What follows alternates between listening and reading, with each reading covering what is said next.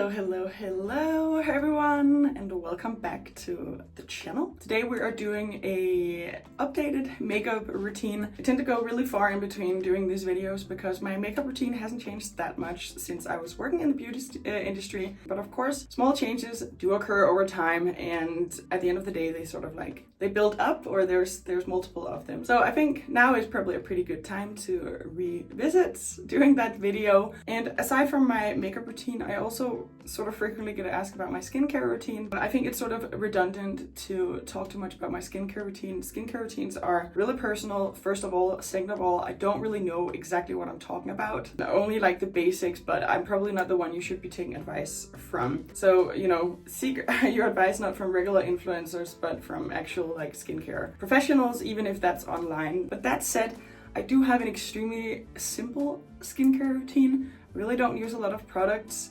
I have some like golden rules that I follow. I actually have pretty sensitive skin, which I have completely under control, to be honest. And I think it's because I've just found a really good thing to do, and then I do only that. So that's just something I wanted to touch on really quickly. But about my skincare routine that I can share is that I never, ever, with extremely rare exceptions, like once a year or something like that, go to bed with my makeup still on. I always clean my face every night, every morning.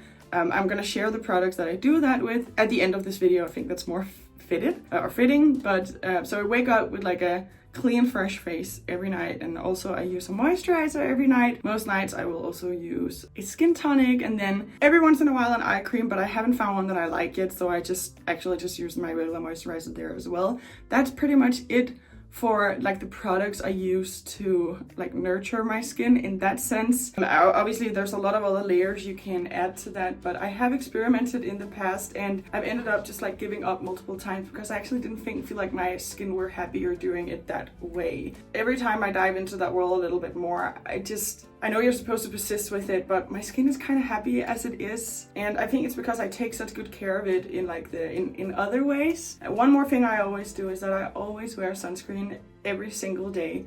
I say that, but actually it's not quite true, because in like bursts of winter, I only wear my primer, but my primer also has SPF. Still, it's not enough to make up for a sunscreen to the face, so I do use that the vast majority of the time. And then I also, in summer, I always carry like a spray sunscreen with me that goes on top of my makeup so I can refresh the entire day. I also don't stay a lot in the sun. Actually, I'm self-tanned the entire year round. I don't tan very well, and I think that's probably a blessing. Honestly, staying out of the sun has probably done me very well. Right now, this is actually all that I do. So I just wanted to answer that. It felt like it was appropriate to get a bit into it because I do get the questions rather often, and I tend to just like skip them. Oh, by the way, something else I also do is the gua sha, or however you say that. I'm not extremely consistent with it, but I do get it done multiple times a week. But of course, that was just the skin, how I look before I'm even putting on makeup, and of course what I've just said is part of it. And if I accidentally look a little bit over here a lot, it's because usually the camera itself is on the other side, so I'm used to looking over there, so I keep having to look here to remember to find it. But with this setup, I just had to do it this way, so I'm sorry if that's a bit distracting, but it's just gonna have to be like that. And then, even though I am not wearing any makeup right now, I am wearing self-tan on my entire upper body and also on the face.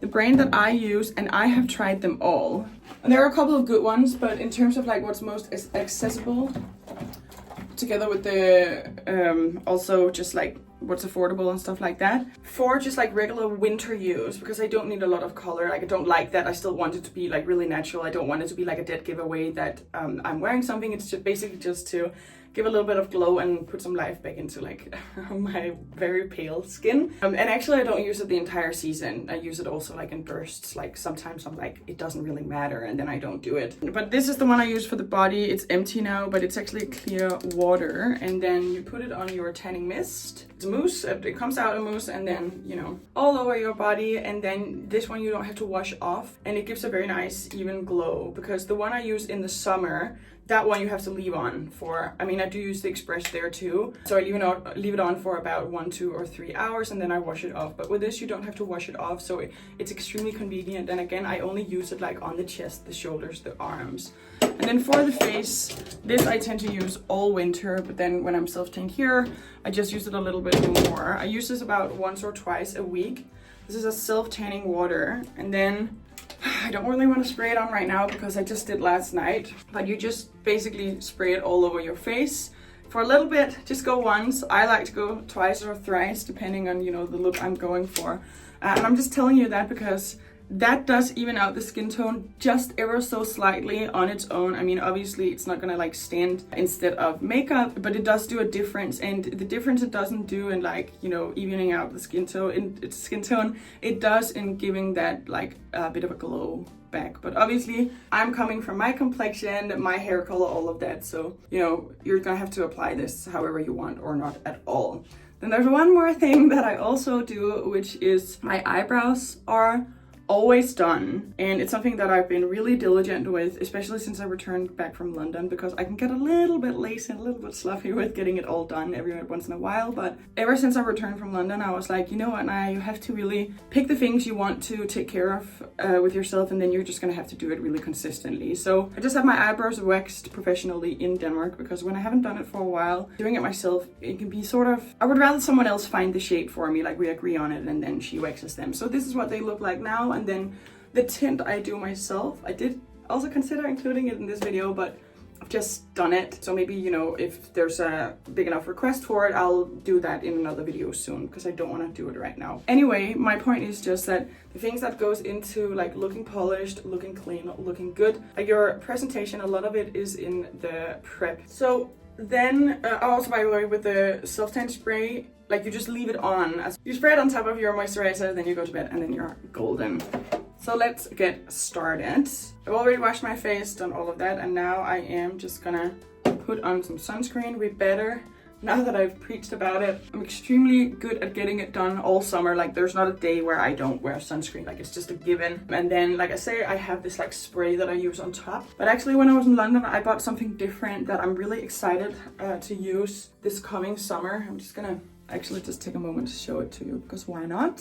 Because yes, usually I like a spray on top, but I bought this resetting powder with 30 SPF in from Supergoop, which, I mean, you can't really get that here, so that's why I bought it there. And yeah, it's a powder that you can just like bring with you in your bag, and it's supposed to be like really good. I've read some really good things about it. I've already used it a couple of times, just, you know, because if I don't, you know, wear sunscreen underneath here in winter, and then I like setting certain areas with this, and it's very lovely but very mattifying, which in summer is probably not a bad thing. So now that I've done that, it had just like a couple of seconds to settle.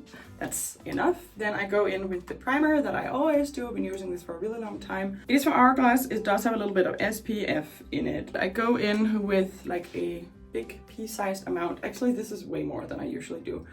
Like when I have to talk at the same time, like I can do that, but some things I do like accidentally do a little bit like too much or too little.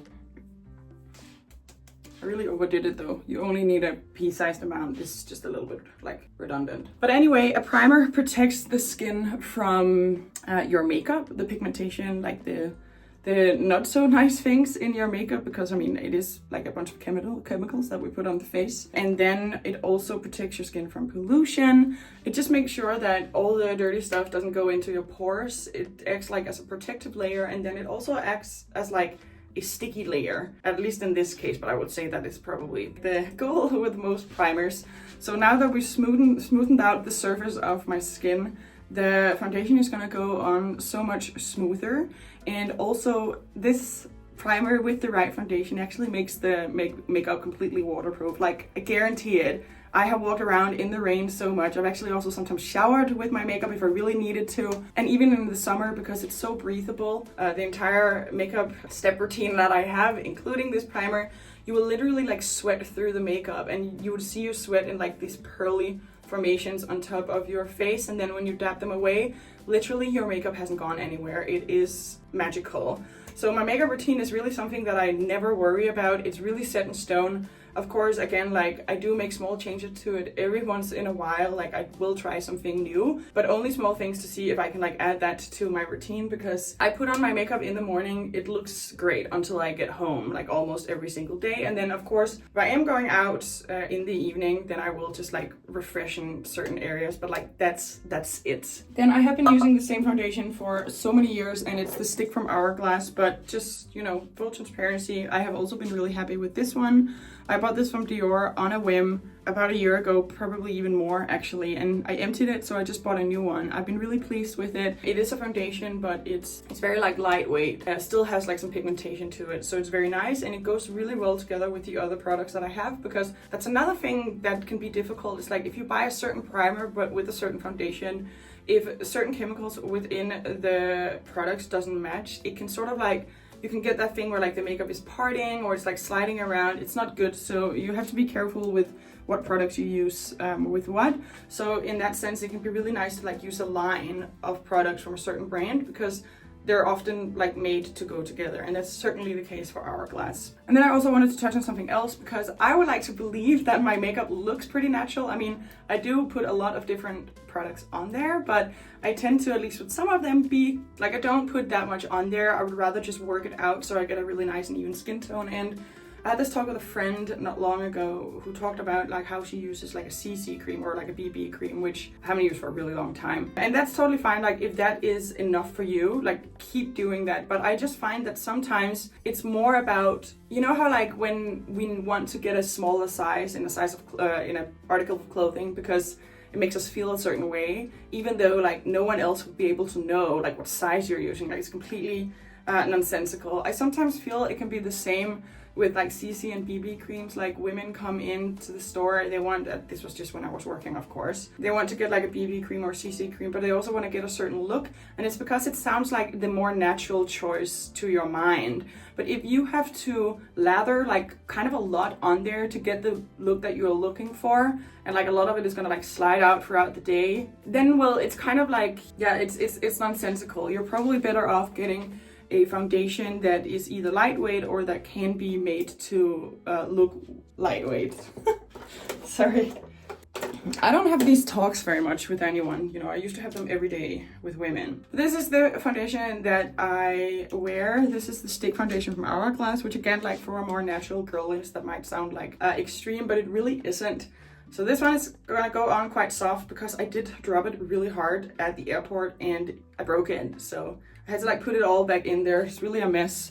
But what I do is I take some dots on my face. And what I also really like about this foundation is that it really warms up to your own skin tone. So like two people with like slightly different skin tones the foundation will look different on each of them, because yeah, it just, you work it in and it changes color a little bit. They also have CC and BB creams that does that. I don't know how they do it, but it's certainly true, because my best friend uses a foundation a couple of shades darker than me, but on like if I really need to, I can use hers and it will look significantly lighter on me than it does on her. It's kind of funny. But yeah, let's start working this out before it sets. And by the way, the reason I'm doing like all of these small ones is because I've sort of like broken this. Usually I do like smaller, bigger ones, but I take this brush, which is made for this. I've had it since 2017, it must be, and their brushes hold up so nicely.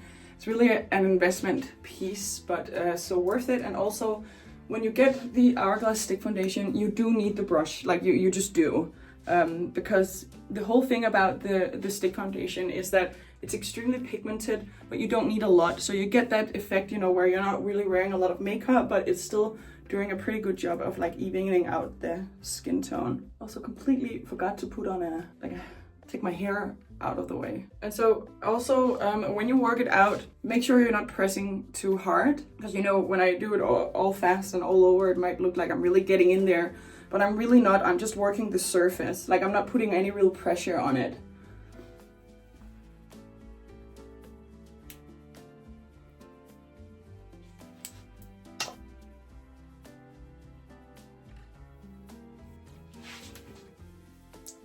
How cute is that? I feel like it's 2005 again. So now that I've done that, I sometimes go in with like in the middle to add a little bit more if I feel it needs it, but it's not always. And then it is time for concealer. And I know nowadays there's so many smart ways to put on your concealer. You know, I will see on Instagram like, oh, put it here, put it here, put it there. And I was a 2016 girly, so I did that thing where you put it, you know, a triangle under your eyes and then some on your forehead, and I don't do that anymore. Like, it was definitely a lot more like cakey back then, which, you know, considering how young we were completely nonsensical. And then also, like, if you do have like more mature skin, it's also not necessarily the best look. So I'm happy that we are in different times. So by the way, this is the Hourglass Vanish concealer, and this is extremely pigmented, and again, like, you only need a thin layer, and I tend to almost always overdo it. Like, I could have used half the amount right here, and I could have worked just that out, and I wouldn't have to work it out so far, because that's what I end up doing. But then whenever I'm done, I think it looks good anyway, so I just, you know, I power through. Then beauty blender, which I wet first. First you soak it in water, and then you squeeze out the excess water in a paper towel. So I do that every day as well. Another thing I'm really good at getting done is cleaning my sponges and brushes. You really have to do that every once in a while. Otherwise, it's gross. There's a lot of bacteria on there that go on your face. So clean your brushes, and make sure you do so with like a sensitive shampoo or actual brush cleanser shampoo, because I've heard and I've experienced it myself as well. If you don't do that, you can sort of like accidentally dissolve the glue that keeps the brush together and stuff like that. So, and with the sponges, it's even worse, because there's this layer on the sponge that gives you the look that you're going for, and you can wash it off if you don't use like a sensitive shampoo. At least that's what we're always told with the beauty blender. So I've just always done that. But with the brush, I've seen brushes dissolve from using the wrong type of shampoo. So now that we're here, I'm going to set my makeup with powder. I say that, but it's not like it really needs to be set. Like, this is not gonna move at all, no matter what I do, but this is gonna further even out the skin tone. This is one of the ambient powders from Hourglass as well. I've been using that like for so many years. I would quite literally recommend them to everyone. I use the one called Luminous Light. It has quite a bit of like shine to it, which whenever you talk to people about that, they're like, ooh, I don't want that, but it's a really good look. But of course, if you don't really want a lot of shine, they do have the one called Dim Light. But basically what it does, it adds this like layer on top that just looks so beautiful and even out, and it gives your skin the skin quality back. Because right now, even though I think the color is good, everything looks nice, I can see that this is makeup. I mean, you can probably already see that it's makeup no matter what. Once you put this on, it is just gonna completely even everything out, and yeah, again, it's gonna give the skin that like skin quality back. That's the idea, and that's definitely how I experience it. So then I am going to use a bronzer, which is not something I use every day, especially not in winter, which is sort of interesting, but I tend to just go for like my blusher look. But I recently bought the Hoola bronzer. I haven't had that for like 6 years or something like that, but I wanted something different. This is a little bit darker than what I usually use, and it's also a little bit cooler. So I use it to sculpt just a little bit. I do that instead of like going into like the hollow of my cheek. Whatever I do, I just lift it a little bit. So I go right beneath my cheekbone. So what do you call that? So it's a little bit high up, and I use a very light stroke. I don't remember if I did that now, but you're supposed to start from within and then work out, so you don't get like a sudden line. Then I always like just work it up into the hair, because whenever you can sort of like repeat, like once you start putting these like colors on your face, like by colors I mean like blush, bronzer, to a certain extent, in my opinion, even highlighter too, the more you can like get that in like certain places. Like now I've overdone it, maybe it's okay. The more you can get that sort of like a little bit all around, the more again it's gonna look like the color comes from within, because it's like consistent. And then once I'm done with that, I take a blusher, and again, like the way I'm doing things is not necessarily like the right way of doing it. Like for example, the type of brush I use to put on my blusher changes pretty often. But right now I'm using this. It's a very light and very fluffy brush that I was gifted actually from Bobbi Brown. Right now I'm using a MAC blush called Bubbles Please. And here's another thing, like I know that for example cream products have become very popular, and I can also use them, like I have for example a cream blush in summer, and maybe I'll start experimenting a little bit with that this coming season. But I find that a lot of the time, like when we see someone applying makeup, it's done to look the most beautiful instantly. But what you see there doesn't necessarily account for like how that makeup is going to survive in the next like 10 hours when you have like a full day. And with like the powder line that I'm using, everything just looks like it did when I applied it like hours and hours and hours later. And I found that with the cream products, I haven't really been able to do that. And for me, what's even more important than the makeup looking good once I first apply it is how it's gonna survive throughout the day and how little I have to think about it and how little I can feel it as well. So, sorry, now I've just been dipping this in my pan forever. So here, I actually apply my blush now. This is something I've been doing since London, where the highlighter is supposed to go. There we go. And that is on top of the cheekbone. And then I make it sort of like into like a C shape, like I drag it up here. And the same I do over here. So I actually don't really touch the apple of my cheek at all. And then I also drag it into the eyelid a little bit. That's again just like that thing where if you can put it in multiple places, then it is just going to look like it's coming from within. So again, I go in with a very light hand. I just had that talk with another friend the other day. She was like, why does my blush always look so like, it doesn't look smooth and like even? And I was like, you're probably pressing too hard. You're supposed to almost not be pressing at all. You're just supposed to like feather it on there and then go over and over and over again. So spend more time blending the lighter hand. I think this looks so good, honestly. And then just a tiny bit on my eyes. And then the last thing I go in with is like I go in with a fan brush, which again, sometimes I'll use something different. I also tend to use this one a lot.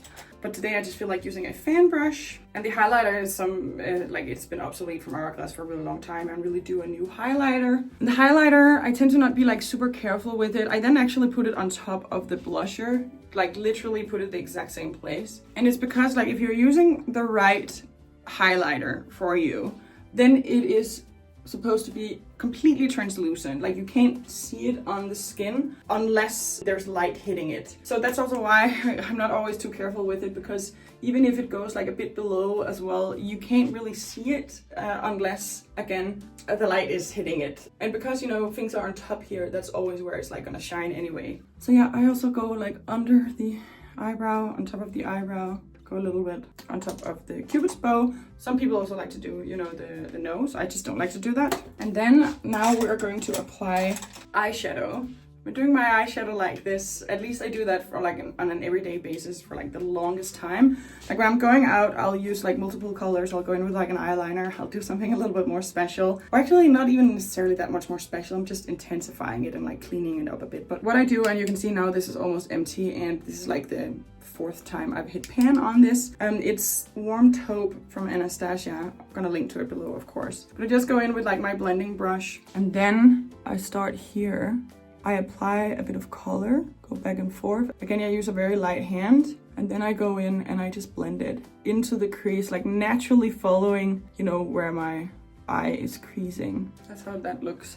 And if you're not used to using eyeshadow and you put it on and you feel like you look extremely weird, trust the process. Just wait until you get your mascara on there. It's all gonna come together. See, now I also like, if I take a moment to like not focus, now that this was too high, then I am really not a perfectionist. Like I do my best with like whatever time or whatever I have, and then I take a step back. I'm like, does it look okay? I'm like, yes. Then I move on. And then I also, for years and years and years and years, used to take my eyeshadow and put it under the eye.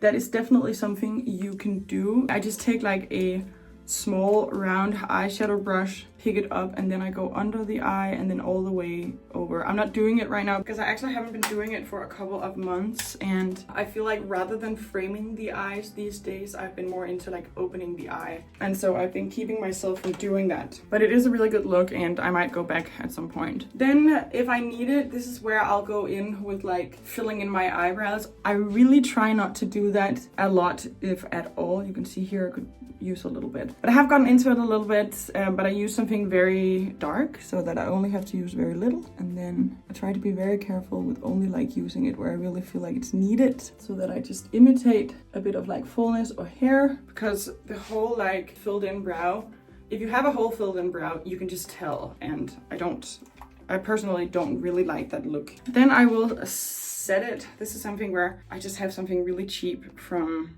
I actually bought this in London in like a super, like in a Boost or something like that, the other one. But I just lift the hair a bit, set it to the side. So, And then there are a couple of options on what to do now. So I run out of my black eyeliner, which is what I would usually use to tightline with. So right now I only have a brown one. This is like a double-ended one from Charlotte Tilbury. The other one is skin colored. And the skin color is extremely nice to use on the wet line under the, or the wet line on the lower lid.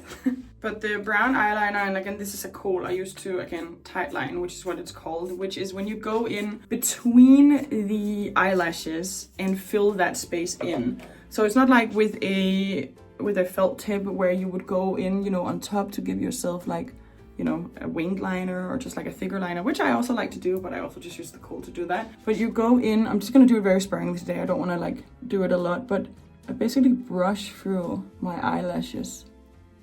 And again, usually I do it with black because I do wear black mascara. This is what it looks like before mascara. And try not to use like the pointy end too much. Try to like lay it down a little bit as you brush through so that you don't accidentally do something like that, or you get a little dot. I mean, not that it's the end of the world. I'll just take like a Q-tip if it's even needed and then like even it out.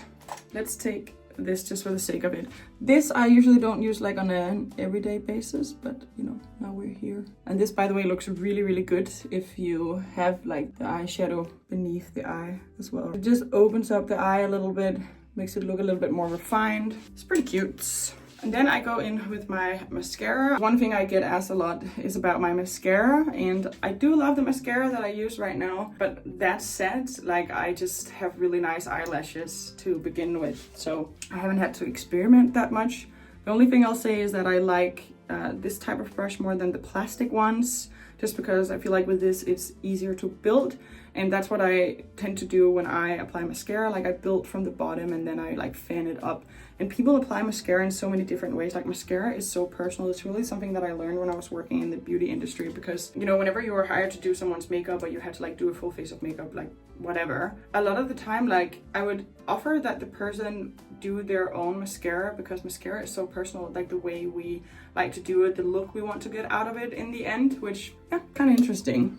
But I take my mascara, this is the Smoky Eyes from Bobbi Brown, and then I'm in a really bad position to do this, but I'm gonna try to do at least the first eye so you can see how I do it. Also, like, notice already how much like the jewelry and also like the nails just add to my look overall. It really is these like small but significant things. If you can keep those going, it is just going to add something to your look. So yeah, then I build, then I stop. I almost always have a little bit of mascara on the under lashes just by accident. I can never not do that, which is sort of funny.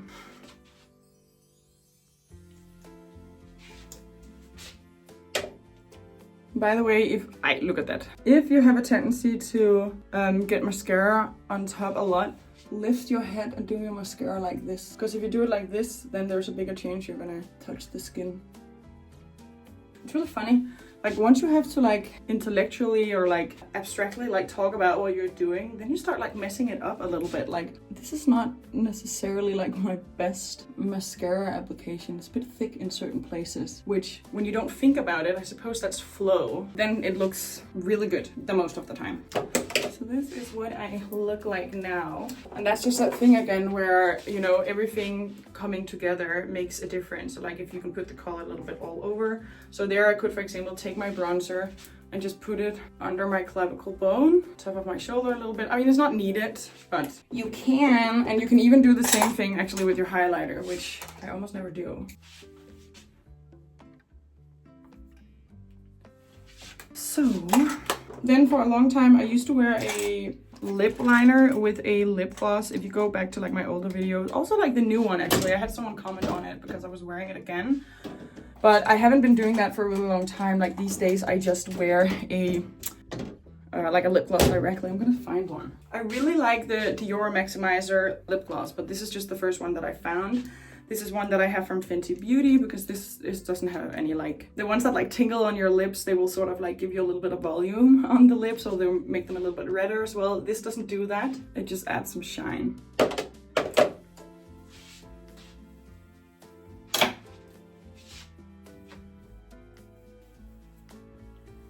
And then this video is really long, so I'll stop here. I don't want to like talk about my hair and stuff like that, but I am just really quickly going to tell you about the products that I use to remove my makeup so that you know, because I really do get all of it off every night. I use cotton swabs and then I wet them completely and then I like press out the excess water. Then on 2 to 3 of them, I use this like oil-based-ish eye makeup remover from Sephora's own brand. I've been using this for a year. I've tried some other things, but I kind of like this one. And of course, I'm focused mostly on the eyes as I'm removing with this, but I also go a little bit all over the face with it, like towards the end. I just get as much off there as possible. And then it's really important to not like, you know, rub it in there. Just let the cotton swab with the product do its magic and try not to rush it, because that's how you can like tug on your skin and also like you'll lose some eyelashes, stuff like that. And the product will do its work if you're just gentle with it. Just give it a little bit of time and it'll work. Then after that, just for the sake of it, I go in with a micellar water. This is like a Danish brand. I just really like this one. So I've tried a lot of other micellar waters actually. Whoops. And I tend to just always go back to this because it's nice. Danish brands tend to make things like very much like